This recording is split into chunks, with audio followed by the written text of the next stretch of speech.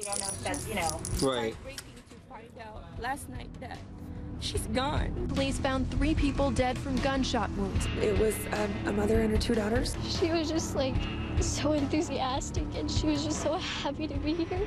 We know that it's a murder-suicide. I had no idea that something like that would ever happen in her family. Neighbors had heard the commotion on Tuesday and seen police the night before after Kyler and her fiance broke up. The fiance had went over there for his property, and they called the police house over there, so nothing did happen. All right, they are talking about a 32-year-old mom in Syracuse, New York. You look at the pictures, unbelievable here. Kyler Ramsdell Oliva killed herself and her 2 young daughters are 13 and 7 years old. Now, this happened on Tuesday, and you're like, okay, what's the backstory here? Sketchy details, but what we know is her ex-boyfriend, ex-fiance, moved out the night before, and you know it was volatile because cops were called out to supervise the move.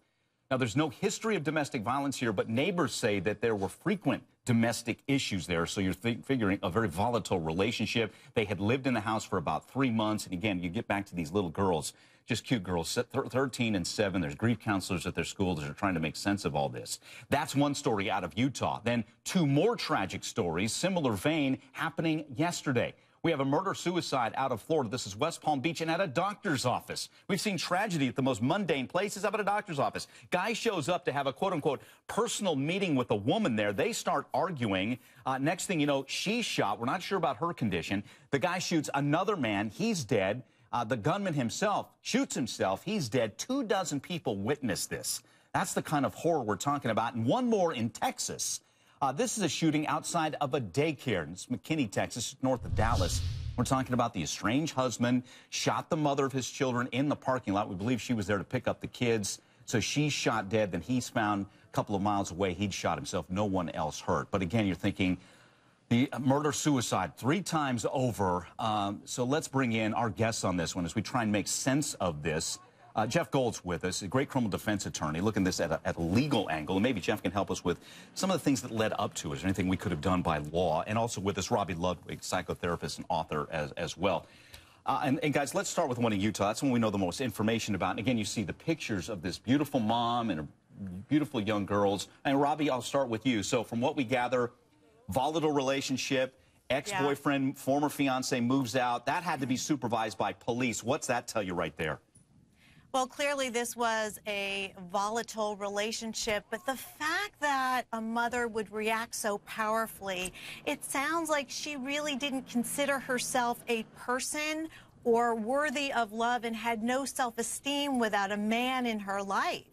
And took it to the most tragic extent, probably was suffering from severe depression, but that there was a personality issue here because most mothers would say, this is horrible, I feel sad, but would somehow find a way to move forward. This is a woman who couldn't feel like she could live without having a man in her life, right. And that's very sad. Okay, and Jeff, it seems like that could be anyway, as we get more information, an undercurrent here. How can someone out there, if you're suspecting volatility and that kind of feel of like, if I can't have him or her, no one else can? How do you protect yourself from someone like that? Well, I mean, I think that's a larger question. A mom who kills her kids is crazy. Let's just call it what it is.